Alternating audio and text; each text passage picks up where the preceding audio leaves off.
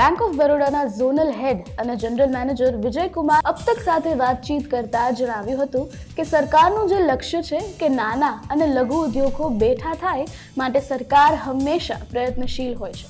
એટલું જ નહીં, બેંક ઓફ બરોડાનો પણ મુખ્ય હેતુ એ છે કે લઘુ અને માધ્યમ ઉદ્યોગોને બેઠા કરવા માટે જે જરૂરી તમામ સુવિધાઓ આપવામાં આવે તે આપી શકાય।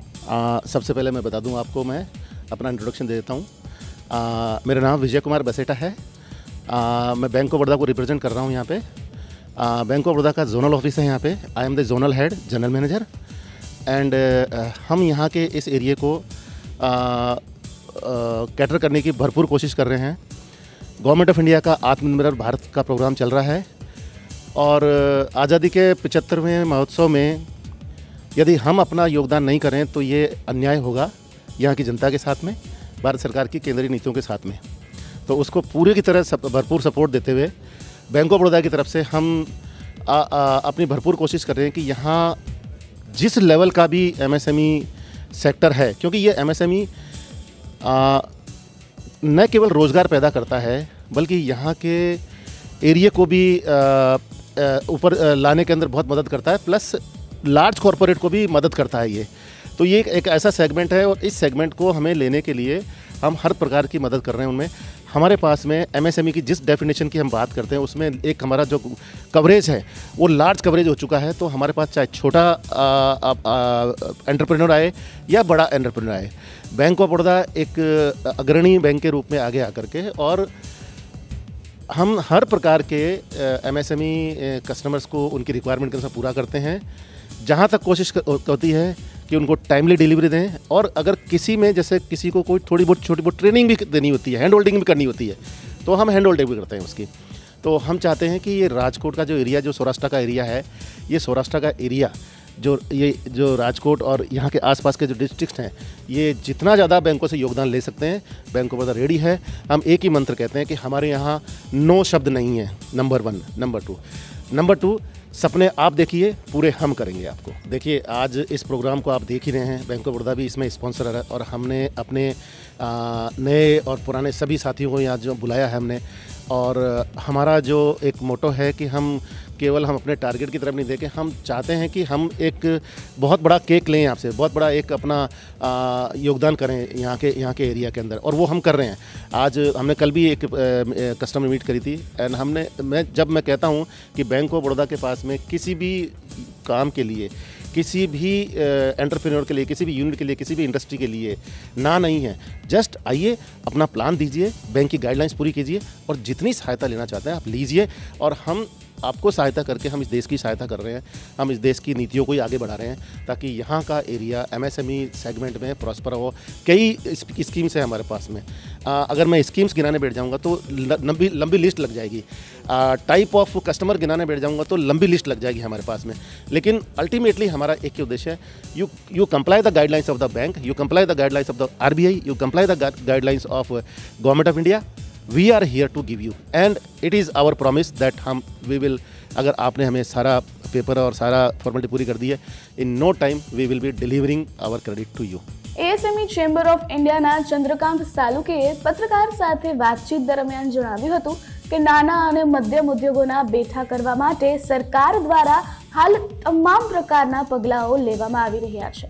એટલું જ નહીં, હાલ જે રીતે ઉદ્યોગો વિકસિત થશે તો સામે દેશની અર્થવ્યવસ્થામાં પણ અનેક અંશે સુધારો જોવા મળશે।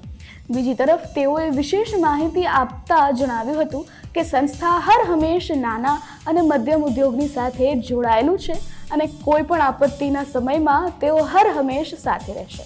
एसएमई चैम्बर ऑफ इंडिया के माध्यम से आज जो एसएमई एक्सपोर्टर्स एंड मैन्युफैक्चरर्स का जो समिट किया है, उसके माध्यम से हम कोशिश कर रहे हैं कि ये राजकोट की जो इंडस्ट्री है और सौराष्ट्र की जो इंडस्ट्री है उसको हम एक वैल्यू एडिशन सर्विस दें, जिसमें कि उनको नए बिज़नेस की अपॉर्चुनिटीज़, एक्सपोर्ट की अपॉर्चुनिटीज़, ज़्यादा से ज़्यादा फंडिंग हो, इन्वेस्टमेंट हो, बैंक फाइनेंस हो मिले। और उसके माध्यम से आज जो एसएमई सेक्टर जो पैंडमिक में जो तकलीफ़ में है उसको कैसे आप सपोर्ट कर सकते हैं, उनके क्या प्रॉब्लम्स है, इश्यूज़ है, ये जानने के लिए आज का प्रोग्राम है। आज बहुत सारे अच्छे स्पीकर है, बहुत सारे अलग अलग सेक्टर के स्पीकर्स हैं, उन्होंने अपने विचार रखे। मुझे लगता है कि ये राजकोट की इंडस्ट्री के जितने भी एंटरप्रेन्योर्स हैं इसका फ़ायदा ज़रूर लेंगे। और SME chamber of India always will be available for them for any other services, जो भी इनको बिजनेस के बारे में, एक्सपोर्ट के बारे में और कोई भी इंटरेस्टेड हो तो दे अप्रोच कर सकते हैं। देखिए, राजकोट में इंजीनियरिंग रिलेटेड और ऑटोमोटिव रिलेटेड या बेयरिंग रिलेटेड जो काम हो रहा है, जो प्रोडक्शन हो रहा है, मुझे लगता है राजकोट एक गुजरात का या महाराष्ट्र के बाद में बहुत बड़ा एक ऐसा एरिया है कि जहाँ पर अच्छी इंडस्ट्री है, मैन्युफैक्चरिंग इंडस्ट्री है, और ये फोकस करती है कि जहाँ पर प्रोडक्शन ज़्यादा बढ़े और जो वैल्यू एडिशन सर्विसेज है उसको आगे बढ़ाने का काम करती है। तो मुझे लगता है कि यहाँ की इंडस्ट्री अच्छी कर रही है, उसको अगर अच्छा सपोर्ट मिल जाएगा, अच्छा नॉलेज मिलेगा, हैंड होल्डिंग मिलेगा तो और भी बड़े कर सकते हैं। और मुझे लगता है कि यहाँ पर लेबर जो एम्प्लॉयमेंट या जो अपना एम्प्लॉयमेंट जनरेशन हो रहा है, वो एम्प्लॉयमेंट बढ़ने के हिसाब से बहुत सारी इंडस्ट्री को भी बढ़ावा मिल सकता है। देखिए, SME चैम्बर ऑफ इंडिया गए 28 साल से इस क्षेत्र में काम कर रही है। SMEs को हम बढ़ाते हैं, SME को बढ़ावा देते हैं, नए एंटरप्रेन्योरशिप क्रिएट करते हैं। जो इंडस्ट्री है, जो मैन्युफैक्चरिंग में, एक्सपोर्ट्स में, उनको हम नए एडिशनल सपोर्ट देते हैं, जिसके माध्यम से उनका काम बढ़ता है, उनका टर्नओवर बढ़ता है, उनके प्रॉब्लम्स, इश्यूज़ को सेटल करते हैं और वैल्यू एडिशन सर्विस के माध्यम से उनको आगे बढ़ाते हैं। BSE લિમિટેડમાં SME અને સ્ટાર્ટઅપના હેડ તરીકે ફરજ બજાવતા અજય ઠાકોરે માહિતી આપતા કહ્યું હતું કે હાલ નાના અને લઘુ ઉદ્યોગમાં જે લિસ્ટિંગ કરવા માટે જે જાગૃતતા હોવી જોઈએ તે જોવા મળતી નથી। જો આ તમામ ઉદ્યોગોને ઉદ્યોગો લિસ્ટિંગ કરાવે તો તેઓ બજારમાંથી ઇક્વિટી પણ ઉદ્ભવી કરી શકે છે અને પોતાના વ્યવસાયને ઝડપથી આગળ પણ વધારી શકે છે। માત્ર જરૂરી એ છે કે આ તમામ ઉદ્યોગકારો અને જે નવા ઉદ્યોગ સાહસિકો છે તેઓને આ અંગેની જાગૃતતા હોવી જોઈએ। मेरा नाम अजय ठाकुर है और ये मैं बताना चाहूँगा कि जो आज SME चैम्बर ऑफ इंडिया ने जो ये आयोजन किया SMEs के लिए, ये एक बहुत अच्छा आयोजन था और बहुत प्रगतिशील आयोजन है। मेरे ख्याल से जो लघु और मध्यम उद्योग हैं वो इस देश की रीढ़ की हड्डी हैं और इसके विकास में ही देश का विकास निहित है। तो आज जो ये आयोजन हुआ उसमें बैंक के पदाधिकारी, जो NBFC हैं, इंश्योरेंस और साथ में शेयर मार्केट, स्टॉक एक्सचेंज जो BSE है, इन चारों के पदाधिकारी ने आए और उन्होंने बताया कि आज लघु और मध्यम उद्योगों के लिए उनके पास कौन कौन से प्रोडक्ट्स हैं और किस तरह से उन सारे प्रोडक्ट्स को जो है SME अपनी कंपनी में उसको प्रयोग करके, उसको ले करके और अपना उत्थान कर सकती है, अपने आप को आगे बढ़ा सकती है। तो मेरे ख्याल से ये राजकोट जैसे शहर के लिए बहुत ही अच्छा कार्यक्रम है। और क्योंकि राजकोट जो है एक बहुत बड़ा इंडस्ट्रियल हब है, तो मेरे ख्याल से इंडस्ट्रीज जो है इस तरह के आयोजन से बहुत ही फ़ायदा होगा उनका और वो अपने आप को और बड़ा बना सकेगी। देखिए, लिस्टिंग की इम्पोर्टेंस काफ़ी ज़्यादा है, क्योंकि आप देखो तो जितनी भी कंपनियां हैं जो कभी ना कभी एक छोटी कंपनी के तरह से स्टॉक एक्सचेंज में आई थी, आज इक्विटी मार्केट के चलते उनको बिजनेस में काफ़ी ज़्यादा फ़ायदा हुआ और वो बहुत बड़ी कंपनी बन के उभरी। तो इसी तरह हमने लघु और मध्यम उद्योगों के लिए जो है ये SME एक्सचेंज बनाया है।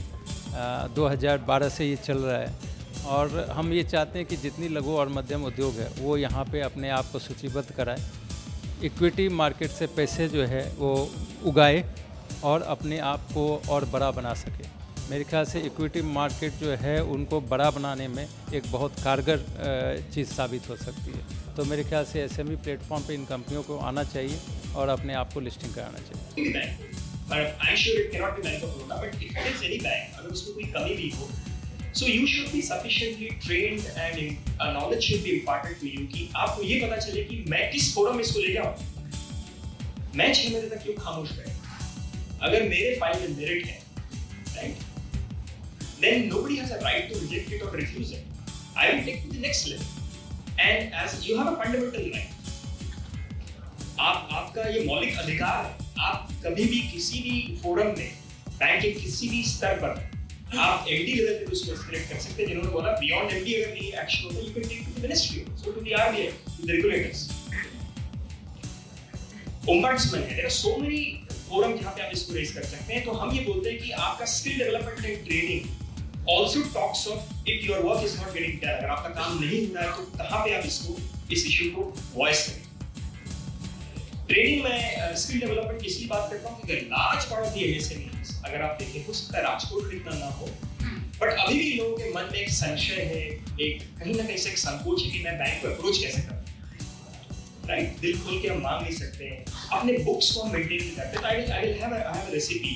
तो क्या वे अहेड है? Infrastructure support and technology application is the enabler, but way ahead for MSMEs क्या है? प्लीज एक्टिवली यूज योर, मैंने भी देखा जब ट्रेड्स की बात करी साहब के सामने तो 4-5 ही हाथ लोन सबको चाहिए, but you are not using the trades platform. क्यों? Actively use the trades platform, timely resolution of book debts. देखिए आपके अगर आप बिजनेस में है, now these are all calculated risks you take and I take as banker retail. आपसे गलती हो सकती है, आपका स्लिपेज हो सकता है, राइट? अगर आप timely resolution of book debt अपने आप के मानिए कोई आपका कोई भी पोजीशन कभी भी जरा भी इधर उधर टाइप होता है, you please inform the banker, कोशिश करके उसको ओवरड्यू को क्लियर कीजिए, अपने सिविल रिकॉर्ड्स अपने ब्यूरोस को कीप कीजिए। Financial literacy and good alternative, ये देखिए बहुत इंपॉर्टेंट है financial literacy, because most of the I was speaking to few customers yesterday, lot of people they are not essentially chartered accountants who run business or MBA finance who run business. Business हो सकता है उनके धमनी में, उनके veins में, उनके DNA में, इसलिए बिजनेस करते हैं। बट क्या होता है कि कहीं ना कहीं से आपकी फाइनेंशियल लिटरेसी की आवश्यकता है, बिकॉज बैंकर या कोई भी financial institution they understand books, right? वो देखते हैं जो ब्लैक एंड व्हाइट पे लिखा है, और उसको समझाने के लिए, उसको स्ट्रक्चर करने के लिए आपकी फाइनेंशियल लिटरेसी की बहुत। मैं ये नहीं बोल रहा हूँ कि आपको डेट डेबिटा या आपको डीएससीआर कैलकुलेट करना चाहिए, no, but I think a basic fundamental कुछ पैमाने होते हैं, कुछ पैरामीटर्स होते हैं, उनको आपको ध्यान रखना पड़ेगा। Employ the right kind of advisor for ये बहुत आवश्यक है, ये आपके लिए रहता है एसएमईज के लिए। And a good alternate credit score, credit score आज की तारीख में बहुत मायने, ये द एंटायर प्राइसिंग, ये जो 6.55% आप देख रहे हैं, any top Dick and Harry will not get this rate of interest. जिसका क्रेडिट स्कोर बहुत अच्छा होगा, जिसका आकलन करके हम समझते हैं कि ये हमारे लिए रिस्क फ्री है, इसमें क्रेडिट कॉस्ट मेरा नहीं आएगा, हम उसी को देखें। अदरवाइज मेरा इसमें मार्जिन ही नहीं है इस बिजनेस में। So you allow these kind of rate of interest, the final rates only the best of the customer. अगर आपको बेस्ट बनना है तो आपका क्रेडिट स्कोर आपको इंप्रूव करना है। प्लीज इंश्योर दैट आपका क्रेडिट स्कोर हमेशा ठीक रहे, आपका सिविल, आपका क्रेडिट रिपोर्ट क्लीन रहे, राइट? बैंक्स की तरफ से what are we trying to do? Bank और financial institutions are finding alternate ways of financing. Co-lending, RBI 2019 में पहले को-ओरिजिनेशन आया था, उसके बाद को-लेंडिंग आया।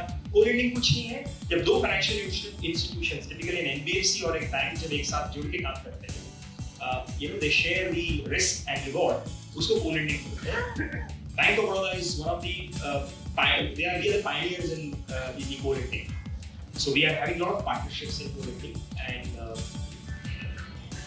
cash flow based lending. Typically आप देखेंगे बैंक ऑफ बड़ौदा या कोई भी पब्लिक सेक्टर बैंक अभी भी एक आरके और ड्रैकोनियन रूल पे चलती है कि कोलैटरल कितना है, साहब आपके पास कोलैटरल कितना है। India is a landlocked country, यहाँ पे परिवार में विभाजन हो रहा है, डिवीजन हो रहा है, आपका कोलैटरल बढ़ेगा कैसे, राइट? सो द लैंड घटता जा रहा है, प्रॉपर्टीज घटती जा रही है, तो collateral is a big challenge.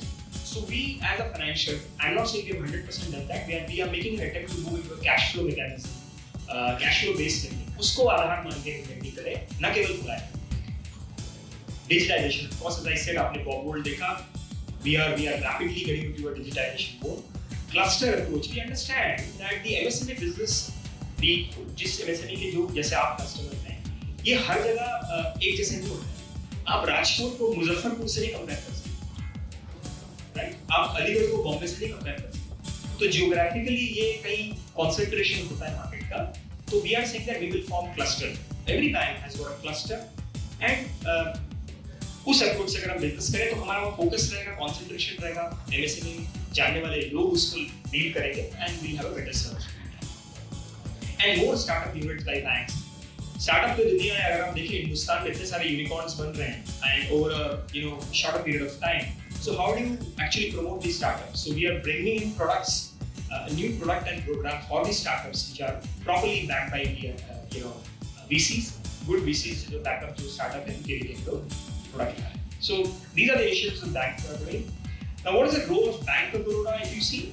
Now, Bank of Baroda has a pan-India presence in 8,000 plus, to be precise, 8,200 plus branches हैं हमारे पूरे हिंदुस्तान में. Specialized MSME branches हैं 14. These are MSME branches, very large branches headed by DGMs or agents, very senior people.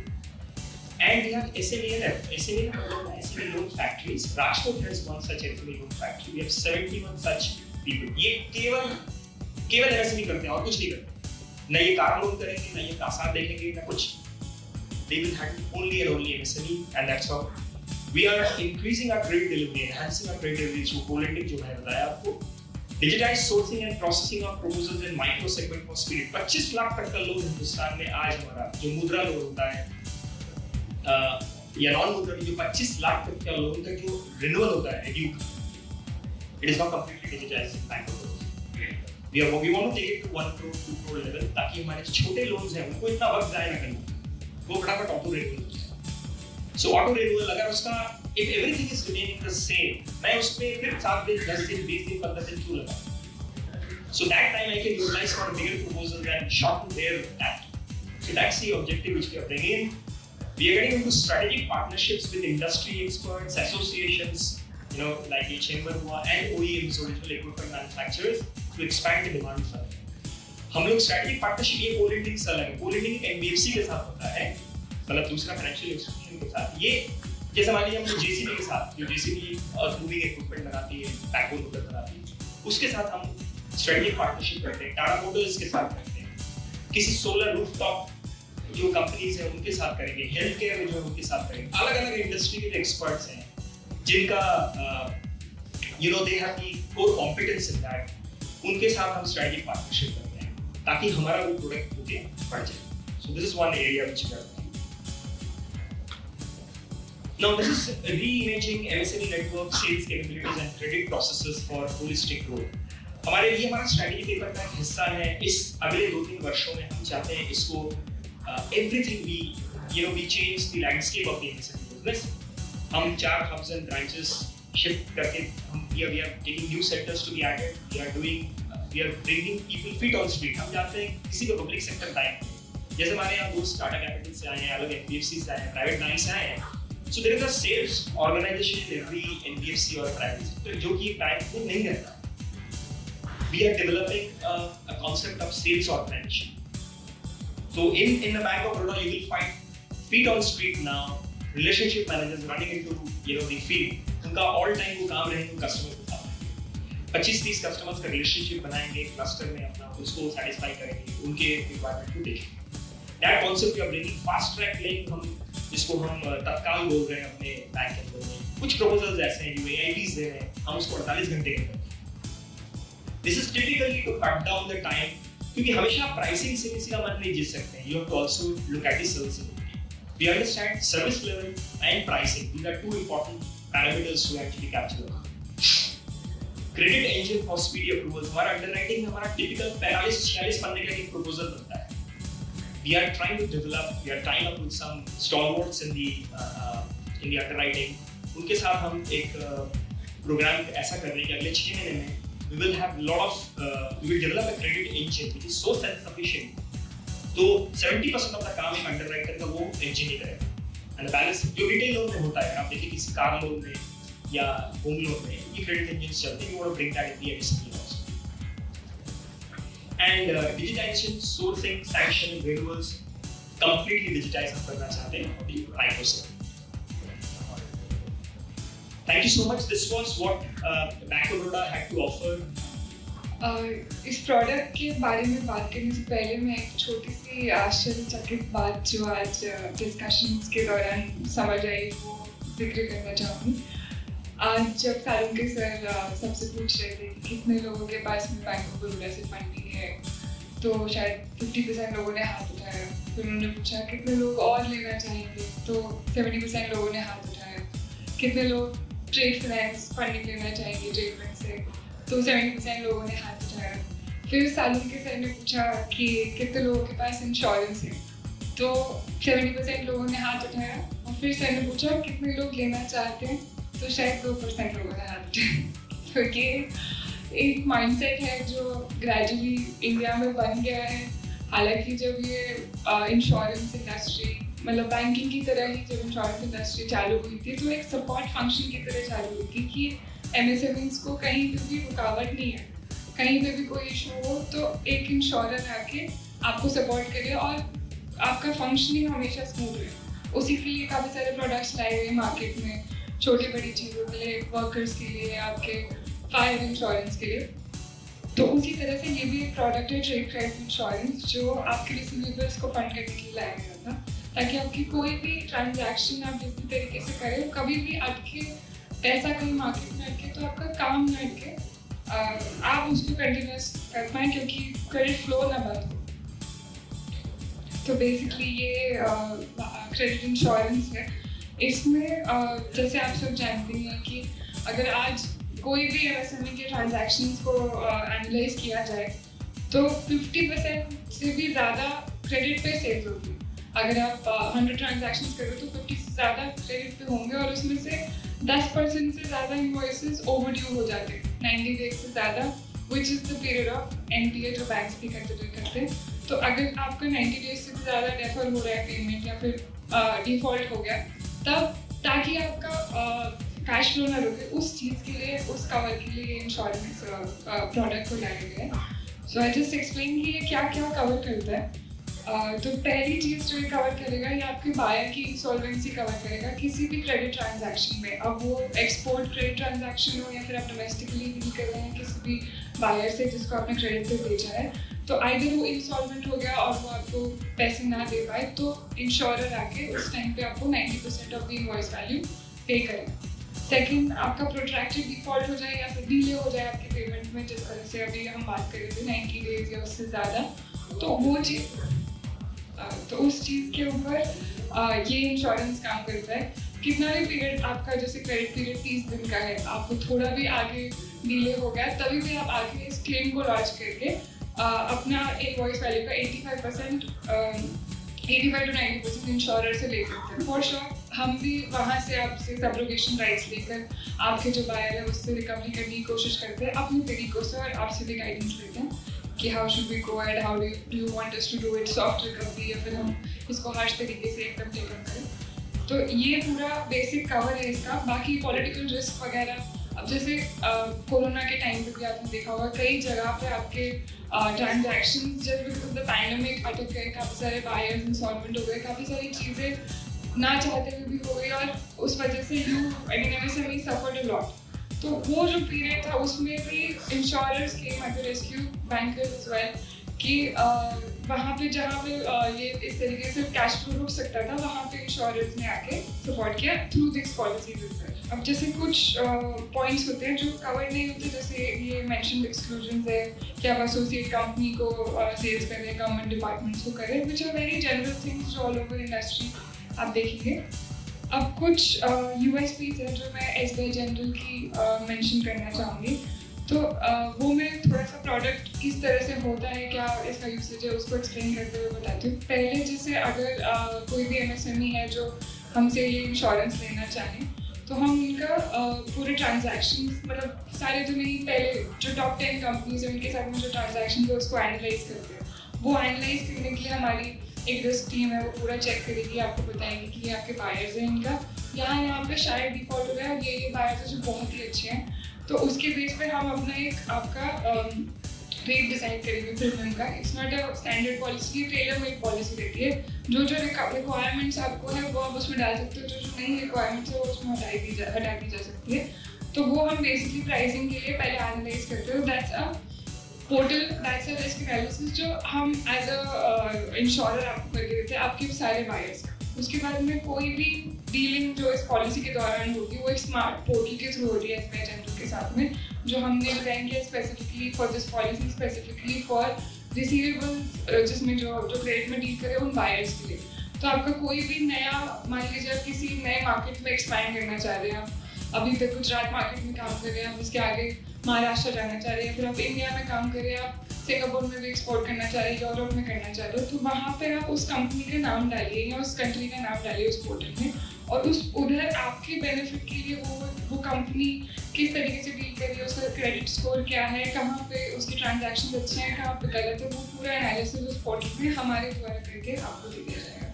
Even in the country कौन से preferred companies है जिनके साथ आपको डील करना चाहिए बेस्ड ऑन योर ट्रांजैक्शन, आपकी कंपनी का टाइप देखकर उस पर बता दिया जाता है। तो बेसिकली रिसर्च एंड डेवलपमेंट में जो आप खर्चा करते हैं वो भी आपको नहीं करना पड़ेगा, क्योंकि हम as a research development partner आपके साथ एसोसिएट हो जाते हैं इस पॉलिसी के दौरान। फिर तीसरी चीज़ क्लेम्स और कलेक्शन में कई बार जैसे आपका अगर पैसा आपका बायर नहीं चुकता कर रहा तो आपको उसके लिए कलेक्शन के लिए अलग अलग पेमेंट्स करने पड़ते हैं, लोगों को लूपिंग करना पड़ता है, थर्ड पार्टीज आनी पड़ती है, वो सब आपको नहीं करना पड़ेगा। वो पूरा रिकवरी हम आपको करके देते हैं और वो भी आप ही के तरीके से जैसे आप चाहें। अगर आप चाहे सॉफ्ट तरीके से करा जाए तो हम अपने बैंक को लूपिंग करके जिस तरीके से करते हैं वैसे करेंगे। अगर आप चाहें कि नहीं थोड़ा हार्श तरीके से बट जल्दी किया जाए तो हमारे तरीके मतलब उसके लिए भी advise our third party assistants to do that. अब जैसे कुछ चैनल्स है जहाँ पे हम बहुत ही अच्छी तरह से सर्व करें, which is pharmaceutical channels, logistics service providers, काफ़ी बड़ी फार्मास्यूटिकल कंपनीज हमारे साथ एसोसिएटेड है, construction material, wires and cables, IT companies हमारे साथ एसोसिएटेड है, FMCG कंपनीज हमारे साथ एसोसिएटेड है। अब जैसे मैंने आपको बताया कि एक मतलब ये पॉलिसी का एक तरीका है जिस तरह से ये ऑपरेट होती है, तो वो उसको जस्ट थोड़ा सा एक्सप्लेन करने के लिए बताती हूँ कि जैसे मान लीजिए 1 मार्च को आपने कोई इनवॉइस रेज किया आपके बायर की तरफ और उसका आपने क्रेडिट पीरियड दिया 60 डेज का, तो 60 डेज तो आपका खुद का क्रेडिट पीरियड हो गया। वो इनवॉइस ड्यू होगा 30 अप्रैल को, तब तक अगर आपके पास पेमेंट आ गया दैट्स ग्रेट। अगर आपके पास पेमेंट नहीं आता तो 30 अप्रैल को आइदर आप हमें फाइल कर सकते हैं क्लेम कि ये जो मेरा इनवॉइस है ड्यू हो गया है, अब मैं चाहता हूँ कि आप इसकी रिकवरी करें और मेरे को 85% या 90% ऑफ द वैल्यू पे कर दीजिए। तो हम या तो आपको सजेस्ट करेंगे कि आप 60 डेज का एक्सटेंशन ले लीजिए कि 60 डेज का और एक्सटेंशन दीजिए अपने बायर को। जनरली जो कंपनी देती भी हैं, क्योंकि हम भी समझते हैं कि आज का जो साइकिल है उसके हिसाब से जनरली 60 डेज 90 डेज में रिकवरी नहीं हो पाती, तो आप भी खुद भी चाहेंगे कि 60 डेज का एक्सटेंशन दे दिया जाए, तो एक्सटेंडेड एक्सटेंशन फिर आप 60 डेज और दे सकते हैं। देन मान लीजिए 29 जून तक भी पैसा नहीं आए, फिर आप हमें क्लियरली आके बता सकते हैं कि नहीं अब हमारे पास कोई भी पैसा नहीं है, हमें भी पता चल रहा है कि आपकी रिकवरी नहीं हुई है। देन भी आज भी ठीक है, इस डेट के बाद में आप उस बायर को शिपमेंट ना करिए, वहाँ पे हम आपको स्टॉप शिपमेंट का इंस्ट्रक्शन देंगे और आपसे सब्रोगेशन राइट्स ले लेंगे और हम फिर रिकवरी चालू करेंगे, अपना प्रोसीजर चालू करेंगे।